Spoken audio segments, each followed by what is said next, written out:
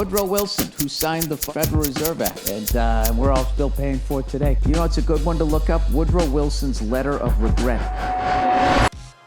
Woodrow Wilson wrote this letter explaining why he regretted creating the Federal Reserve. I'm a most unhappy man.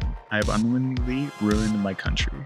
A great industrial nation is controlled by the system of credit. Our system of credit is concentrated in the growth of the nation. Therefore, and all of our activities are in the hands of a few men. We have come to be one of the worst ruled, one of the most completely controlled and dominated governments in the civilized world. No longer a government by free opinion, no longer a government by conviction and the vote of the majority, but a government by the opinion and duress of a small group of dominant men. When the United States created the Federal Reserve, it moved our dollar value away from being based on gold to being based on a fiat currency. A currency that is based on things like how much money is printed and the prime interest rate that is derived from the federal funds overnight rate, set by the Federal Reserve at meetings held 8 times a year. Woodrow Wilson originally saw it as a way of reducing power of a handful of men who dominated the U.S. financial system at the time. Right now there's a dividing line. On the gold standard, we the people must work for money. On the other side, a government-created Fed has a monopoly on creating money out of thin air that they then loan out to the rest of us and collect the fruits of our labor through interest and inflation.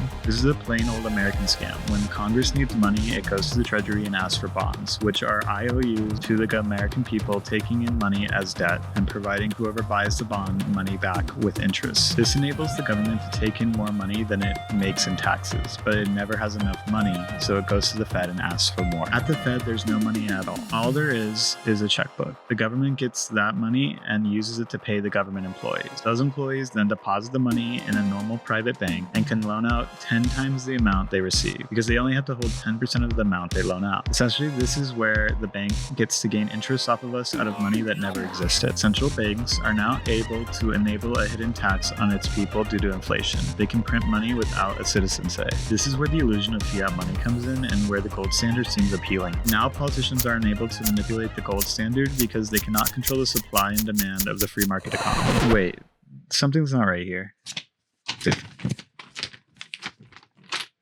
The Woodrow Wilson quote isn't real. It has no sources. I dug through a lot of the internet and it seems like the closest thing is a few of his quotes put together that are unrelated to the Federal Reserve. If what I was talking about earlier sounded a lot like a conspiracy theorist uncle, it's because most of it's based off of a man, D. Edward Griffin, who wrote The Creature from Jekyll Island. First of all, Woodrow Wilson is one of the worst presidents in history. He was overtly racist and promoted segregation in America. He even played the birth of a nation in the White House while president. Edward Griffin makes some points that seem appealing, but nearly all economists agree that implementing the gold standard would lead to deflation that could spiral down to a halt like it did during the Great Depression. The Creature from Jekyll Island is an interesting story for entertainment, but it holds little value in information. Griffin is a controversial man. He denies the existence of HIV and believes in chemtrails over Los Angeles. While the fiat currency has problems and you can complain about the way things are, the majority of the world is on a fiat system for a reason. Under a gold standard, the amount of gold a nation holds in a bank vaults determines how much of its money circulates. If a nation's gold stock increases through trade, for example, the country issues more currency.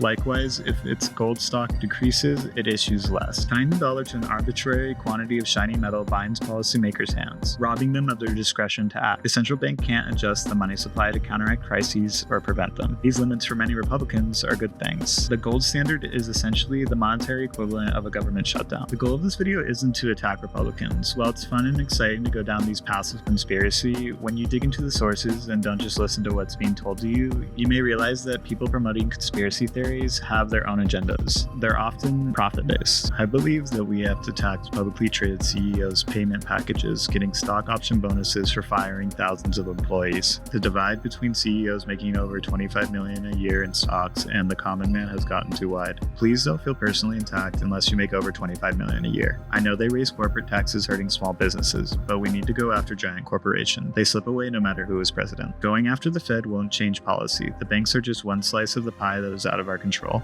Sometimes you dig around the internet and find out that not everything is in our control. It's easy to get excited and feel like the media is lying to us. The fact of the matter is we live in a society where we have a fiat-based currency. There's no going back to the gold standard, and we would still have economic problems if we did. You would still have to pay your rent or mortgage, and you would still have bills. If you can find someone who will let you pay rent or a 30-year loan off in gold or Bitcoin, go do that and fight the Fed. And I promise you, G. Edward Griffin accepts US currency for his books, like we all would, because it's universally accepted.